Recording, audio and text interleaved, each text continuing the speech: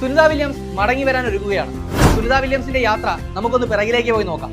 2024 June 5 ബോയിങ്ങിന്റെ Starliner പേടകം വിക്ഷേപിച്ചു. അന്താരാഷ്ട്ര ബഹിരാകാശ നിലയത്തിലേക്ക് മനുഷ്യനെ എത്തിക്കാനുള്ള ദൗത്യം. ഈ ദൗത്യത്തിൽ സുനിത വില്യംസിനൊപ്പം ബുച്ച് വിൽമോറുമാണ് യാത്രികനായിട്ട് ഉണ്ടായിരുന്നത്. അങ്ങനെ അവർ അന്താരാഷ്ട്ര ബഹിരാകാശ നിലയത്തിലെത്തുന്നു. പക്ഷേ സാങ്കേതിക തകരാറുകൾ കാരണം അല്ലെങ്കിൽ ഹീലിയം ചോർച്ച കാരണം ആ സ്റ്റാർലൈനർ പേടകം ആളില്ലാതെ ഭൂമിയിലേക്ക് തിരിച്ചു വരികയാണ്.